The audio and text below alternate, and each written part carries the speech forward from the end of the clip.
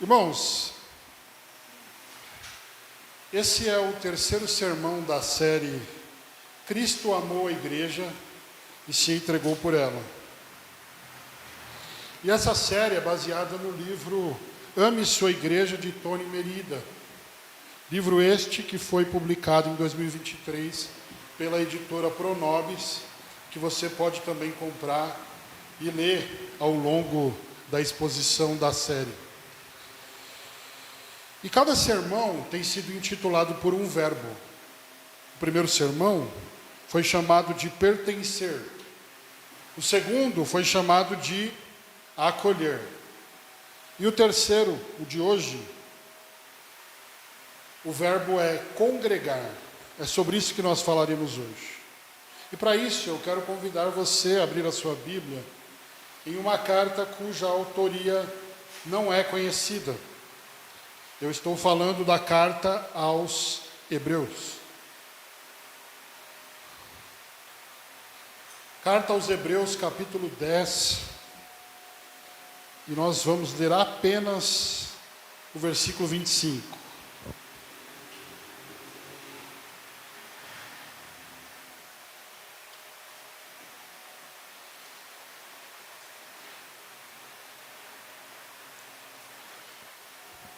Carta aos Hebreus, capítulo 10, versículo 25. Assim diz a palavra do Senhor. Não abandonemos a prática de nos reunir, como é costume de alguns, mas, pelo contrário, animemo-nos uns aos outros, quanto mais vedes que o dia se aproxima. Vamos ler mais uma vez, é apenas um versículo. Não abandonemos a prática de nos reunir, como é costume de alguns, mas pelo contrário, animemo-nos uns aos outros, quanto mais vedes que o dia se aproxima. Oremos, irmãos. Senhor, nós estamos reunidos como igreja de Deus, em torno da palavra de Deus, para viver os propósitos estabelecidos por Deus. Por isso eu peço que, através da pregação da Tua palavra, o Senhor fale conosco, o Senhor nos transforme, o Senhor nos mude, o Senhor, pela Sua misericórdia e graça, nos torne mais semelhantes a Cristo. Se alguém ainda não é salvo, que pela pregação da Tua palavra, o Teu Espírito produza fé no coração e salve para a glória do Seu nome. Assim nós te pedimos que o Senhor fale conosco, abra os nossos olhos, abra o nosso entendimento, abra a nossa mente, abra os nossos ouvidos, que a nossa atenção neste momento esteja somente no Senhor e na Sua palavra. É o que nós te pedimos em nome de Jesus. Amém. Irmãos, segundo o dicionário comum da língua portuguesa, a palavra congregar significa ficar junto, juntar-se, reunir-se, convocar-se. E de fato, quando nós falamos em congregar, talvez a primeira coisa que venha na cabeça seja o ato de nós nos dirigirmos até uma congregação como esta. Frequentar um ajuntamento, uma assembleia, uma eclesia, que é a palavra que é usada no grego. No caso dos cristãos, o ato de fazer-se presente nos cultos e nos encontros de uma igreja local, de uma igreja cristã. Se nós considerarmos essa definição de congregar, pelo menos no que diz respeito à Igreja Batista Consumado, talvez nós possamos dizer que estamos bem. Porque eu tenho ouvido falar de igrejas, pequenas e grandes, cuja frequência não passa de 60% a 70% dos membros. E aí a pergunta que geralmente os pastores dessas igrejas fazem é: onde estão os outros 30% ou 40% de membros da igreja?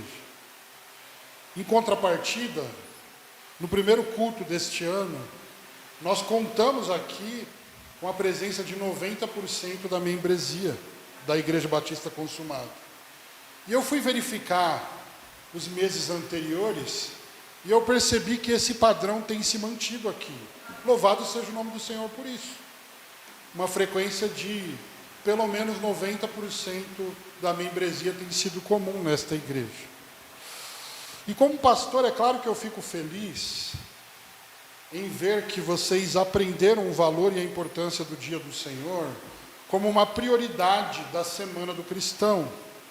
Porém, se eu te dissesse hoje que o significado bíblico de congregar vai muito além do que frequentar uma igreja local, vai muito além do que preencher uma ficha de membros, e vai muito além do que envolver-se em grupos de serviço da igreja.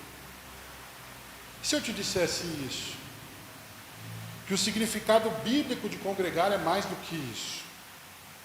É perfeitamente possível que alguém esteja presente em todos os cultos, seja o membro mais antigo da igreja, seja uma pessoa ativa no serviço da igreja, mas ainda assim passe longe do que biblicamente e mais profundamente significa congregar.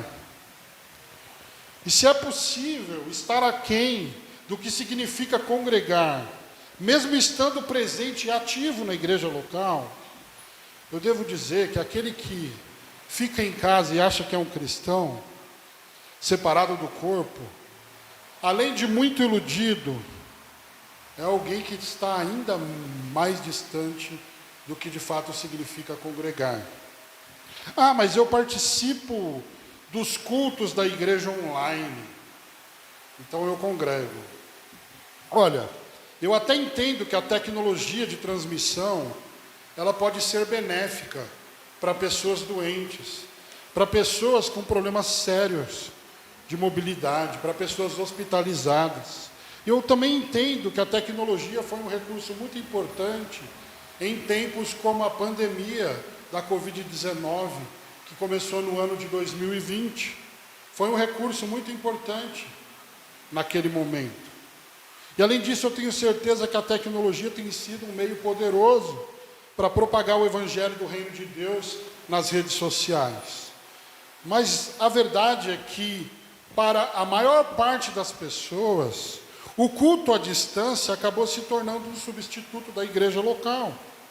No começo era uma ajuda, e hoje eu costumo dizer que se tornou uma muleta, porque pessoas completamente saudáveis acordam ali talvez 5 minutos antes do culto, se é que não deixam para fazer em outro horário, porque está gravado, né?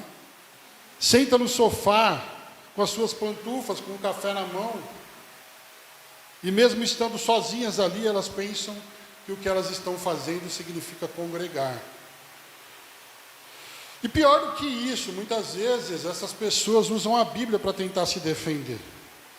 Vamos usar um texto de João capítulo 4, versículos 21 e 23, em que Jesus diz, para a mulher samaritana, ele diz, mulher, crê em mim, a hora vem em que nem neste Monte Gerizim, nem em Jerusalém adorareis o Pai, mas virá a hora, e de fato já chegou, em que os verdadeiros adoradores adorarão o Pai em espírito e em verdade, porque são esses adoradores que o Pai procura. E além de usarem esse texto, normalmente os desigrejados gostam de usar o texto de Hebreus 10, 19 e 20, que diz assim, portanto, irmãos, tendo coragem para entrar no lugar santíssimo, por meio do sangue de Jesus, pelo novo e vivo acesso que ele nos abriu através do véu, isto é, do seu corpo, aproximemo-nos com um coração sincero. Então o argumento do desigrejado é algo mais ou menos assim, eu posso adorar a Deus na minha casa, porque a adoração não diz respeito a um local geográfico, mas ao coração.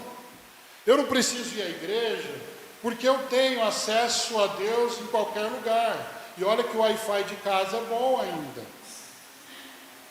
Porém, irmãos, esse tipo de raciocínio pertence a alguém que vê a cruz somente como uma estaca vertical. Como se a nossa vida dissesse respeito apenas do relacionamento com Deus. E essa mesma pessoa acaba ignorando a estaca horizontal da cruz, que para muitos nos faz lembrar do nosso relacionamento horizontal com os irmãos. Sim, é verdade que Deus é Espírito, que nós podemos orar nas nossas casas, mas os nossos irmãos são de carne e osso e eles estão reunidos onde está a comunhão dos santos, na reunião da igreja local.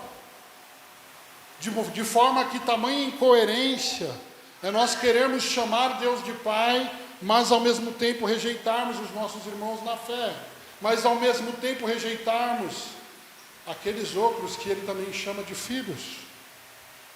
Eu quero te dizer uma coisa para você: se você acha que você pode viver sem igreja na sua casa e ainda assim ser um cristão, eu digo para você que sozinho você não consegue nem orar um Pai Nosso, porque você vai ter que dizer Pai meu. Você vai ter que dizer o pão meu, você não vai poder dizer o pão nosso, você não vai poder dizer o perdão nosso, você vai dizer o perdão meu, você vai dizer a minha tentação, o meu perdão, o meu pão, o meu Pai, como se você fosse filho único de Deus. Meus irmãos, os verdadeiros filhos de Deus rejeitam essa vida individualista e participam da comunidade de fé, a igreja de Deus que foi comprada com o sangue de Jesus Cristo.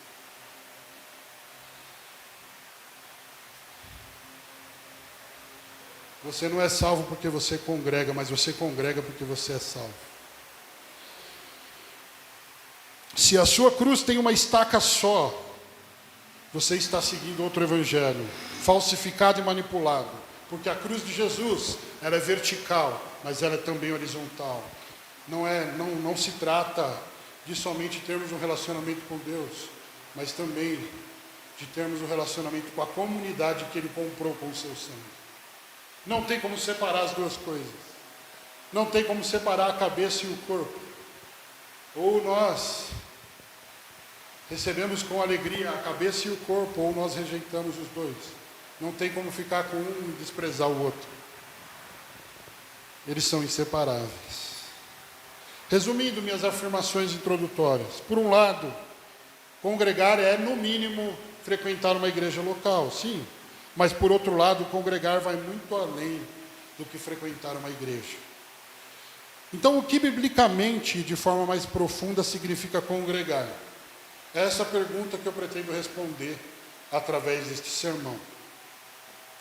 Irmãos, curiosamente, a mesma mensagem de Hebreus, que é utilizada por muitos para defender a vida do desigrejado, está, na verdade, encorajando os cristãos a congregarem. Pode ler o capítulo 10 de Hebreus todo e você vai perceber que o texto que é usado pelos desigrejados para dizer que ele não precisa ir para a igreja, o propósito desse texto é estimular os irmãos a congregarem. Depois de apresentar Cristo como sumo sacerdote perfeito, que de uma vez por todas ofereceu o sacrifício perfeito, no santuário perfeito, o autor anônimo de Hebreus, ele encoraja os cristãos a perseverança fiel na fé. E por isso ele escreve aos seus destinatários, no versículo 23 do capítulo 10, mantenhamos inabalável a confissão da nossa esperança. E por que ele está dizendo isso? A comunidade de crentes hebreus, irmãos, estava vivendo e passando por um momento muito difícil, de sofrimento e tristezas muito grandes. E por consequência dessas aflições, o amor entre os irmãos começou a esfriar, em primeiro lugar. Então, esses mesmos irmãos começaram a deixar de praticar as boas obras, que são movidas pelo amor que o Espírito produz em nós. E aí então chegou um momento em que todos estavam praticamente desanimados. E aí cada um começou a se voltar para a sua própria vida, para os seus próprios problemas, esquecendo-se de Cristo, esquecendo-se da missão, esquecendo-se dos propósitos redentores que Deus tem para realizar na história da humanidade, esquecendo-se de que ele disse que voltará, esquecendo-se do grande dia, do grande banquete. E é por isso que uma vez por mês nós sempre estamos aqui celebrando a ceia do Senhor, para que nunca nos esqueçamos daquilo que Cristo fez, de que ele morreu, ressuscitou ao terceiro dia, ascendeu aos céus e voltará. O que aquece a nossa esperança é essa verdade de que Cristo voltará. Mas esses irmãos hebreus, eles estão tão desanimados, que eles agora estão pensando nos problemas, na vida individual deles. Eles já não estão pensando mais na comunidade, mas eles estão pensando em si mesmos. Eles estão se esquecendo de Cristo, eles estão se esquecendo da causa de Cristo, eles estão se esquecendo até mesmo de congregar agora.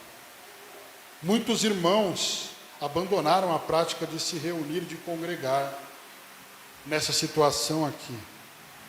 E é por isso que o autor de Hebreus vai encorajar esses irmãos dizendo, versículos 23 a 25 agora: sem vacilar, mantenhamos inabalável a confissão da nossa esperança, pois quem fez a promessa é fiel. E aí ele diz, pensamos em como nos estimular uns aos outros ao amor. Eles estavam esfriando no amor. E aí o que o autor vai dizer? Olha, pensemos em como nos estimular uns aos outros ao amor. E que mais? Às boas obras. Eles estavam deixando de praticar boas obras. E aí o autor de Hebreus está falando, não, começa a estimular os irmãos aí a praticar as boas obras. E aí ele diz, não abandonemos a prática de nos reunir, como é costume de alguns, e aqui ele aponta que já havia pessoas, já tinha pessoas que tinham abandonado o costume de congregar. E aí ele diz, mas pelo contrário, animemos uns aos outros, quanto mais vedes que o dia em algumas Bíblias está em letra maiúscula, é aquele grande dia, o dia da volta do nosso Senhor. Quanto mais vocês percebem que esse dia se aproxima. Irmãos, observe aqui que o autor de Hebreus está encorajando esses cristãos com uma exortação que possui primeiramente uma forma negativa e depois uma forma positiva. A exortação negativa está no começo do versículo 25, quando ele diz, não abandonemos a prática de nos reunir, como é costume de alguns. E aí ele diz, mas pelo contrário, e agora vem a exortação positiva, animemo-nos uns aos outros, quanto mais vedes que o dia se aproxima. Sabe o que é interessante aqui, irmãos? Seguindo a lógica comum, qual é o contrário de abandonar a congregação?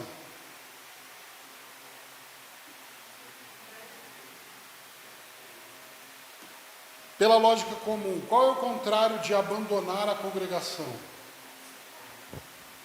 Na lógica comum, parece que uma resposta mais sólida seria atuar na congregação, frequentar a congregação.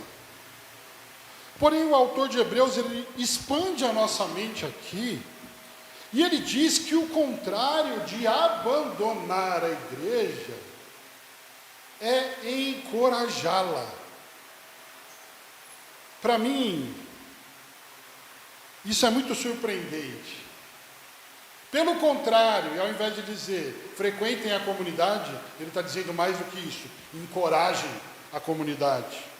Ele está dizendo, ei, ao invés de abandonar a prática de se reunir, animem-se uns aos outros, e lembrem-se uns dos outros, de que aquele grande dia está se aproximando. Irmãos, aqui nós aprendemos que abandonar a igreja, então, não é somente deixar de participar dos cultos. Abandonar a igreja é também e principalmente, mesmo estando presente aqui todos os dias, deixar de encorajar os irmãos na fé. É isso que ele está dizendo aqui. Congregar não é menos do que ir à igreja, não. Mas congregar vai muito além de frequentar cultos. Congregar significa responsabilizar-se pelo outro, Significa encorajar os irmãos para que eles mantenham inabalável a confissão da esperança. Ou seja, irmãos, os cristãos são ou precisam ser uns para com os outros, um canal da graça de Deus para estimular um ao outro no amor, nas boas obras, no ânimo e na prática de congregar. E é assim que tanto os cristãos quanto a igreja de Deus é fortalecida no Senhor. E é assim que nós crescemos.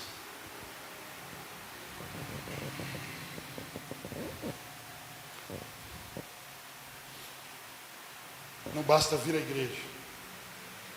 A gente precisa frequentar a igreja. É o sentido mais básico de congregar. Mas a gente precisa cuidar uns dos outros. Esse é o sentido mais bíblico e mais latente do que significa congregar. É mais do que vir aqui. É estar realmente interessado, preocupado com o outro. Cadê aquele meu irmão? Nossa, faz um tempo que eu não vejo ele.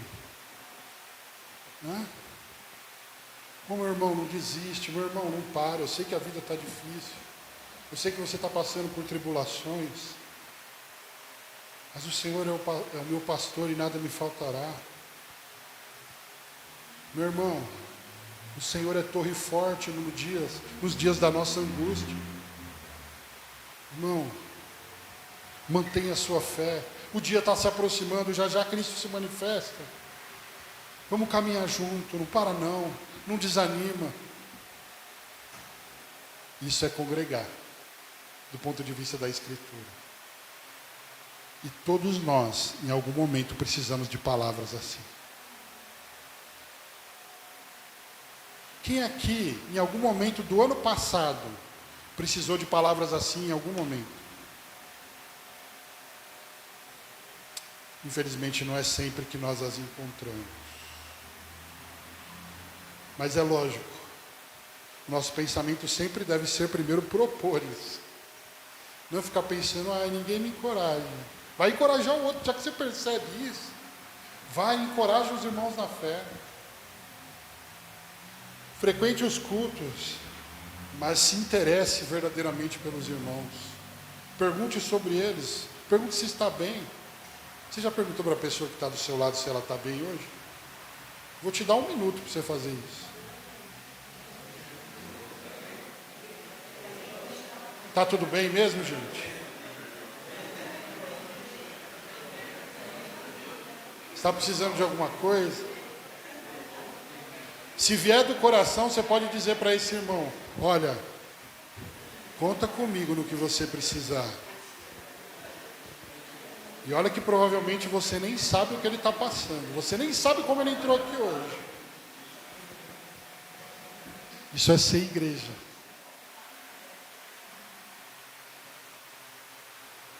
A gente não pode entrar aqui como um monte de estátuas e sair da mesma forma,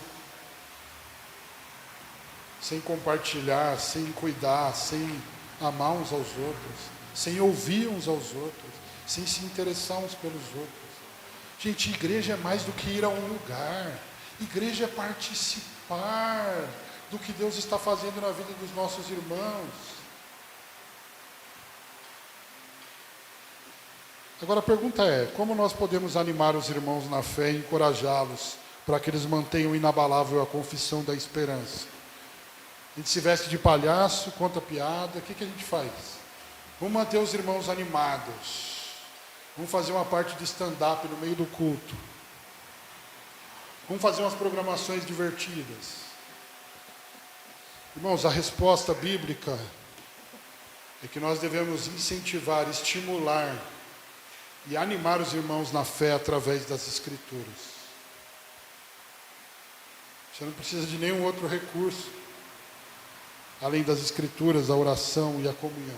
Olha só, Romanos 15:4 vai dizer: porque tudo o que foi escrito no passado, foi escrito para a nossa instrução. Agora presta atenção, para que tenhamos esperança por meio da perseverança e do ânimo que provém das Escrituras.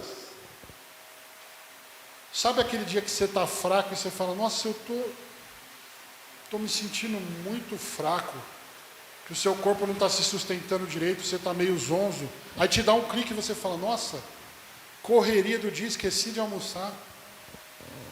Sim. Da mesma forma que a nossa nutrição física vem do alimento, a nossa nutrição espiritual, e o que nos anima espiritualmente é o nosso alimento espiritual, é a palavra, porque nem só de pão vive o homem, mas de toda a palavra que procede da boca de Deus. Quanto mais distantes da palavra, mais desnutridos, mais incapazes de lidar com os desafios da vida cristã. Quanto mais próximos da palavra, mais fortalecidos e mais prontos a fortalecer outros. E aí o versículo vai continuar dizendo que o Deus da perseverança e do ânimo vos deu o mesmo modo de pensar entre vós, segundo Cristo Jesus. É o mesmo modo de pensar, não segundo a gente, mas segundo Cristo, formado em todos com a mesma mente, a mente de Cristo. É o que nós fazemos quando nós estamos ouvindo a palavra, quando nós estamos sendo discipulados. Todos os discípulos estão sendo formatados conforme a mente de Cristo. Há um modo só de pensar. O meu modo, o modo do irmão, o modo do pastor. Não, o modo de Cristo. É isso que nos traz perseverança e ânimo, é essa palavra. Recentemente faleceu, talvez um dos leitores que, talvez não, com certeza um dos leitores que eu mais gostava de ler e ainda gosto, o pastor Timothy Keller. E ele tem algumas palavras que são muito interessantes. Ele diz que o evangelho deve ser usado para confortar os aflitos e afligir os confortáveis. Confortar os aflitos e afligir os confortáveis. Irmãos, confortar os aflitos é o ato de encorajar com palavras de ânimo da Escritura. O Senhor é um socorro bem presente no dia da angústia. Sabe quando você dá uma palavra de ânimo para uma pessoa através da Escritura? Não temam aqueles que matam o corpo. Esse aí pode causar algum medo, né? Mas enfim, tem diversos textos da Escritura que você pode trazer ânimo aos irmãos na fé. Louvado seja o Senhor por isso. Eu não sei o que aconteceu aqui.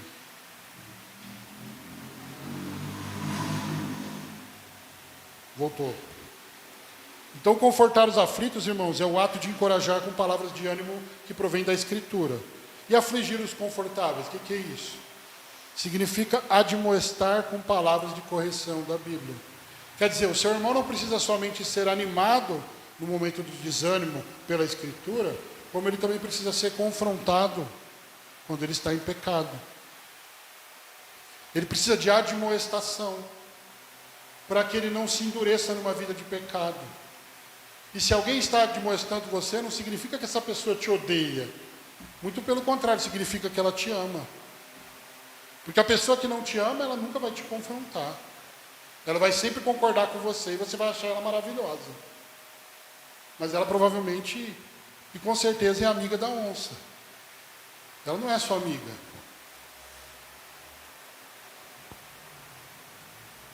Ah, eu não vou te falar a verdade. Eu deixo você ir para o inferno, mas eu não te falo a verdade, para não te incomodar, para você achar que eu sou uma pessoa bacana. Que raciocínio horrível. E nós precisamos fazer isso sempre, irmãos, para que os irmãos não trilhem o mesmo caminho que os hebreus acabaram trilhando aqui. Esfriamento do amor, afastamento das boas obras, abandono da congregação, em primeiro lugar pela falta de cuidado com o outro, e depois o abandono da congregação no sentido de ausentar-se mesmo. A gente não começa a abandonar a congregação quando a gente para de vir. A gente começa a abandonar a congregação quando a gente para de encorajar e admoestar os irmãos na fé. E aí, daqui a pouco, o ato de parar de congregar, de vir aqui fisicamente, é só uma consequência do outro. Porque quando a gente não encoraja e não admoesta os irmãos na fé, isso mostra uma indiferença em relação à igreja. E essa mesma indiferença, uma hora, vai fazer com que a gente pense que ela não é mais necessária e pare de ir para a igreja. E aí então, nesse caminho, esse caminho vai nos levar para uma vida individualista e em torno de si mesmo, de nós mesmos. É o que estava acontecendo com os cristãos hebreus. Dali a pouco ninguém mais está pensando em Cristo. Eles estão separados, cada um pensando nos seus problemas, nas suas próprias casas. E a missão de Cristo, o dia, o grande dia, a volta de Jesus, não é nem mais pensamento que ocupa a mente deles. E é assim na vida de muitas pessoas. Elas perdem o amor pelos irmãos, pela missão, pelo reino, pela igreja. Daqui a pouco elas estão em casa dizendo: ah, Deus sabe do meu coração. Eu posso ficar aqui, eu sou cristão sim. Eu só não vou na igreja. Eu amo Jesus, eu só não gosto da noiva dele. Está tudo certo. Talvez você perceba alguém que está aprofundando a passos largos na apostasia. Isso significa que nós precisamos agir rápido para com essas pessoas, antes que o coração endureça. Porque Hebreus 3, 12 a 14 diz: irmãos, cuidado para que nunca se ache em qualquer um de vocês um coração perverso e incrédulo, que vos desvie do Deus vivo. Antes exortai uns aos outros todos os dias, durante o tempo que se chama hoje.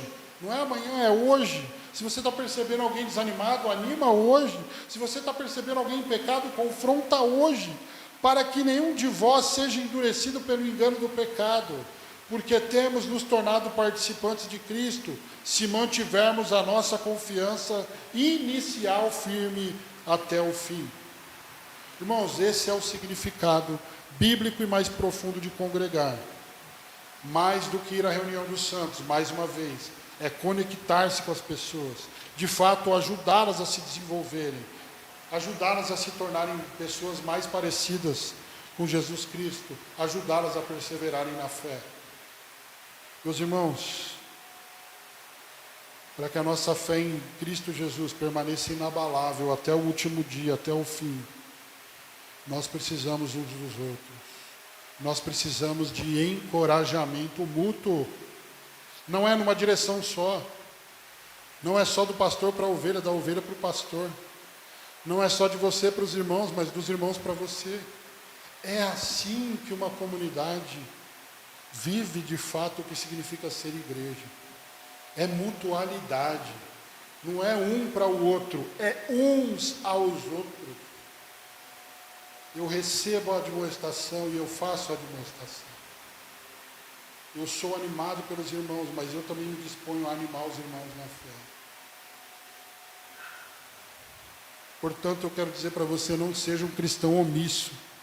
Eu e você temos um papel indispensável, essencial na igreja de Deus. Se você ama a igreja de Deus, encoraje os irmãos quando eles estiverem desanimados. Se você ama de fato a igreja de Deus, traga a admoestação para o irmão que está no erro, antes que ele seja endurecido pelo pecado. Essa é a definição bíblica de congregar. É mais do que estarmos juntos, é nós crescermos juntos através uns dos outros. Quando você abandona as reuniões da igreja, ou quando você frequenta as reuniões da igreja, mas não encoraja os seus irmãos na fé, mas não participa disso, você está agindo como Caim. Quando Deus perguntou para ele: cadê seu irmão, Caim? O que ele respondeu? Por acaso eu sou o guardador do meu irmão? Caim está dizendo: meu irmão é responsabilidade minha agora? Quando nós estamos falando de igreja, é sim, porque a Bíblia diz que nós somos membros uns dos outros. Se nós somos membros uns dos outros, você faz parte de mim, eu faço parte de você em Cristo. Então eu preciso de você, você precisa de mim. E nós precisamos uns dos outros. Esse é o plano de Deus, pelo Espírito Santo, através das pessoas, fazer com que a gente persevere até o fim. É o meio que ele escolheu. É um dos meios que ele escolheu, o encorajamento dos irmãos. Irmãos, para que nós não caiamos no erro de desenvolver essa indiferença, eu quero sugerir algumas ações. Em primeiro lugar, baseado no fato de que congregar não é menos do que ir à igreja.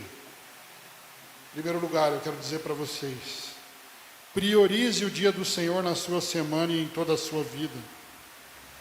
Não substitua a celebração do culto por almoços, aniversários, casamentos, festas, passeios, ou até mesmo pela cama e pelo cobertor. A menos que esteja doente, incapacitado, procure não faltar no ajuntamento solene, na reunião dos crentes para adoração ao Senhor. Porque cultuar não é um ato comum. O culto é uma audiência com Deus vivo, que convoca o seu povo para exaltar e bendizer o seu nome. Quem pertence ao povo de Deus, dá atenção a isso. No dia anterior, e às vezes a gente não pensa nisso, qual é o dia anterior ao domingo? Sábado. Prepare seu coração para o domingo. Tente descansar um pouco mais cedo, para acordar disposto a cultuar e sair de casa mais cedo. Evitar chegar atrasado. Hoje eu tive imprevistos aí, acabei chegando atrasado, infelizmente, peço perdão aos irmãos, mas isso não pode ser o nosso procedimento padrão. Durante o culto nós precisamos ter essa reverência, que nós estamos tendo aqui, né, de evitar conversar durante o culto, de evitar transitar, a menos que seja necessário durante o culto. Tudo isso, irmãos, mostra o nosso zelo com aquele princípio de Eclesiastes que diz: guarda o teu pé quando entrares na casa do Senhor. Obviamente nós sabemos que a casa do Senhor não é o salão, mas é a igreja reunida. Mas que nós tenhamos sempre essa reverência, que nós tenhamos sempre esse desejo de estar aqui, que a gente não acorde pensando, nossa, tem que ir para a igreja, mas que a gente acorde como o salmista dizendo, mais vale um dia com a igreja reunida do que 1000 em outro lugar, sabe? Porque Cristo ressuscitou no domingo, nós começamos nossa semana consagrando todo o primeiro dia ao Senhor. Tem uma pregação lá na série dos 10 mandamentos, que vai falar só sobre o dia do Senhor. Se você quiser ouvir mais, você pode ouvir lá no YouTube da igreja, e aí a gente vai descobrir através dessa pregação que o domingo é um dia para celebração e descanso. Celebrar o Senhor e depois descansar. Aí eu não vou entrar nesse mérito profundamente aqui, porque tem esse sermão. Então, primeiro, priorize o dia do Senhor na sua semana e em toda a sua vida. Em segundo lugar, comprometa-se com a sua santificação e perseverança na fé. Porque se você estiver fraco, como você vai encorajar outros? Em primeiro lugar, eu preciso fazer o compromisso de estar comprometido de fato com a minha própria santificação e perseverança na fé. Se eu não tiver esse compromisso, eu vou enfraquecer. Lembre-se que graça é o contrário de mérito, mas não de esforço. Para crescermos na fé é necessário esforço para a santificação e perseverança. A palavra de Deus diz, santifiquem-se. E ela também diz, perseverem. Então, durante a semana, não fique sem se alimentar. Leia a palavra, ore todos os dias. Faça culto doméstico. E mantenha o seu coração aquecido. Ouve a palavra do domingo anterior. Faça anotações. Mastigue aquilo que o Senhor falou com você no culto passado.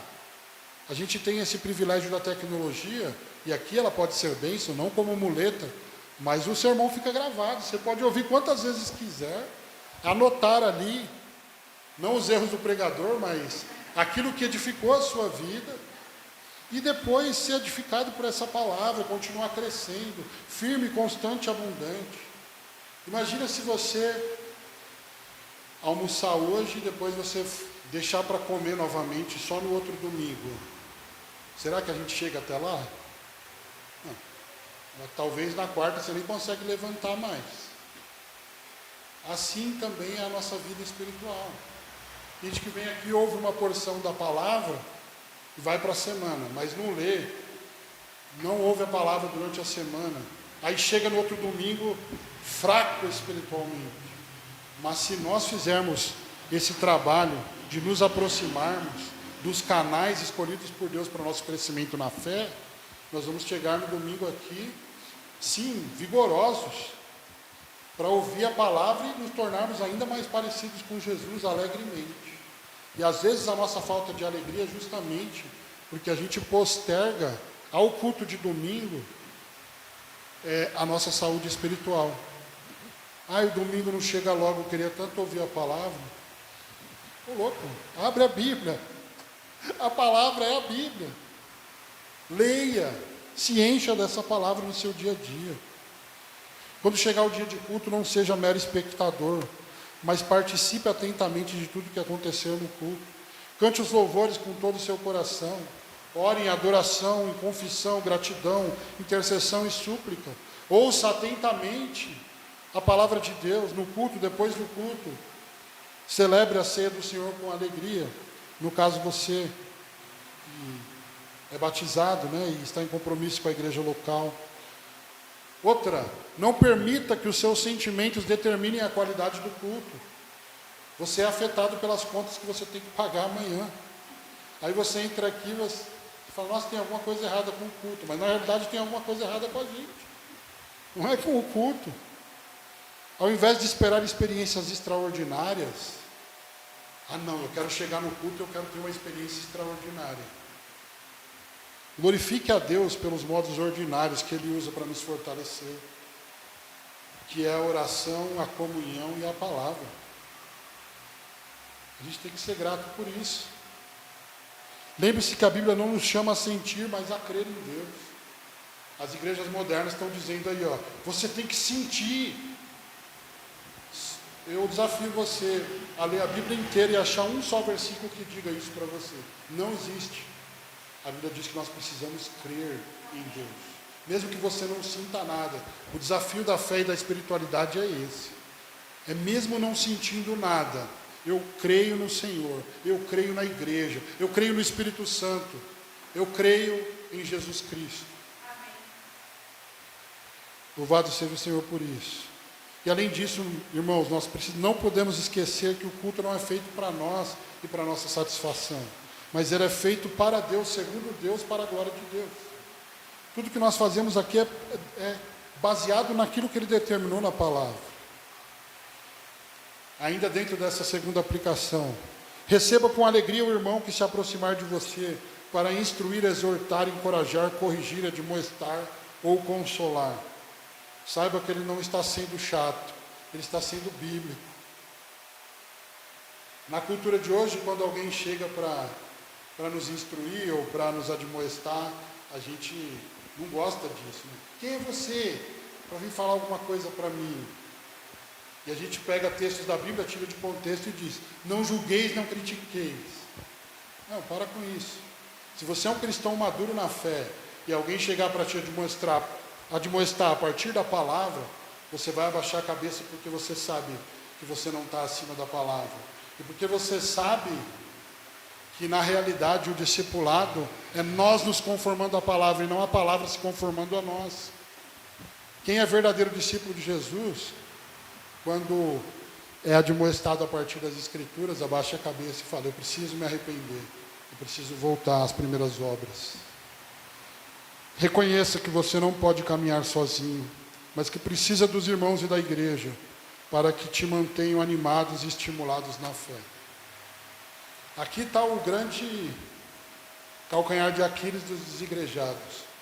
Não, eu fico em casa e eu sou cristão. Quem te anima? Quem te encoraja? Quando você está em pecado, quem que te traz a admoestação? Você troca a ceia com quem? E com quem você pratica uns aos outros? Com o pet?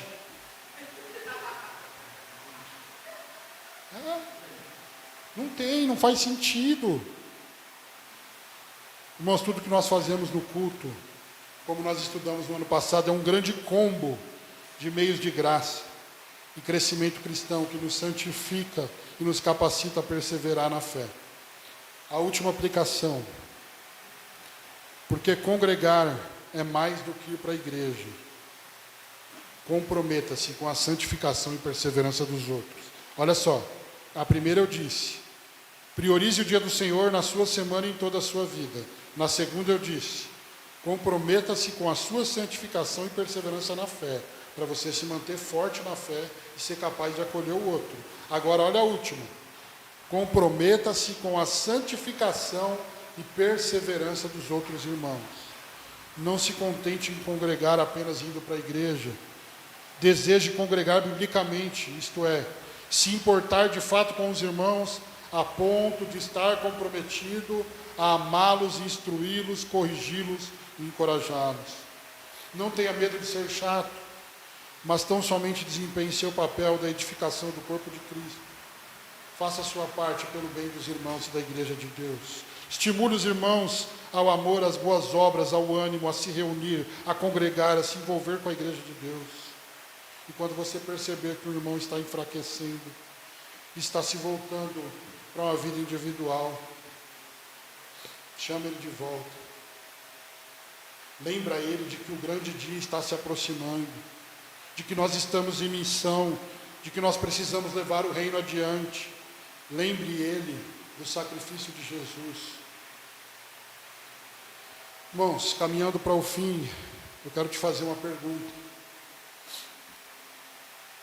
O que você faria se você pudesse participar de uma degustação e experimentar a realidade do céu e da eternidade agora?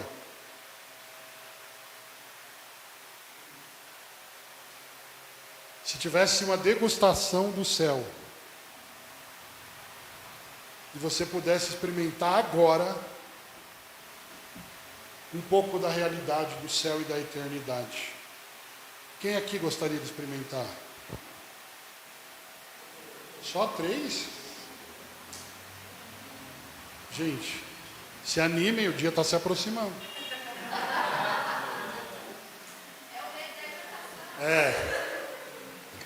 Eu vou encorajar vocês agora.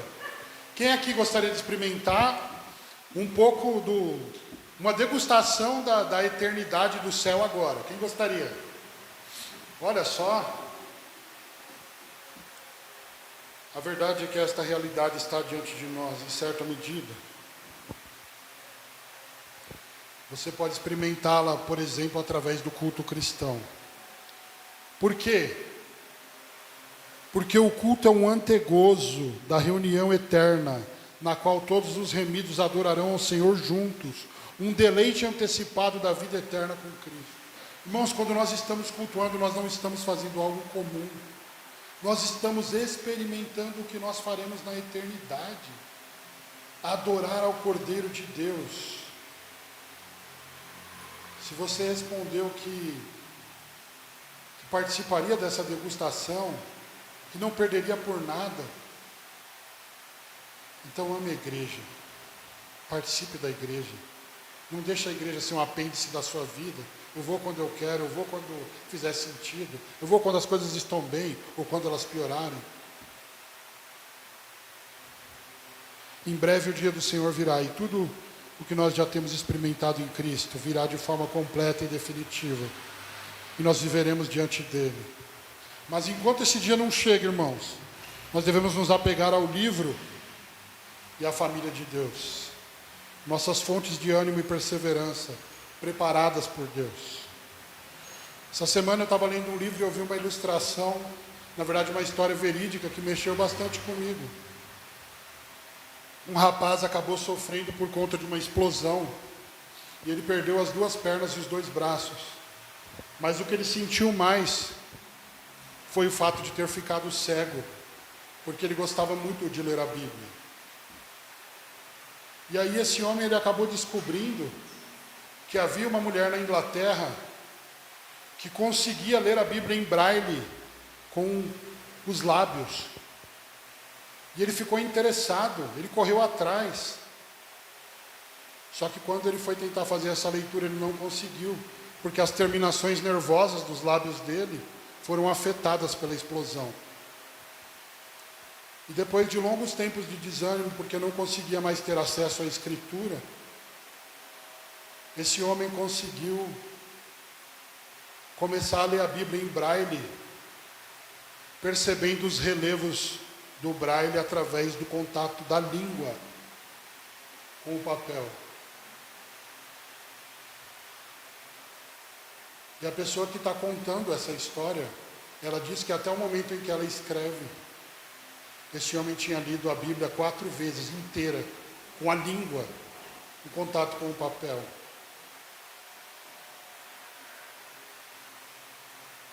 E aí o Donald Whitney, que é quem conta, ele pergunta: qual é a sua dificuldade para ler a Bíblia? E eu quero encerrar com uma frase do livro dele, em que ele diz: continue a ler a Bíblia até não poder mais. Porque quando seus olhos fecharem pela última vez em sua morte, e nunca mais lerem a palavra de Deus nas Escrituras, você irá abri-los para a palavra de Deus em carne. O mesmo Jesus da Bíblia, a quem você conheceu por tanto tempo, estará bem diante de você para levá-lo para sempre ao seu lar eternal. Nós não sabemos o que pode acontecer com a gente amanhã. Por enquanto nós temos os nossos olhos. O que nos impede de ler a Bíblia é a preguiça. É a nossa natureza pecaminosa. É a nossa falta de empenho para lutar contra a carne. Mas amanhã ou depois, irmãos, nós podemos perder a visão e não ter mais acesso às Escrituras. Talvez esse culto possa ter sido a última vez que alguém leu a Bíblia. É possível isso. Então, valorize todas as oportunidades que você tem de encontrar ânimo nessa palavra, de encontrar ânimo nesse livro. E no dia que você não puder mais ler, porque você morrerá, se você é um salvo em Cristo Jesus, quando você abrir os seus olhos, você vai ver a palavra de Deus em carne, Jesus Cristo. E nós viveremos eternamente com Ele. Ao Senhor seja a honra, a glória e todo o louvor.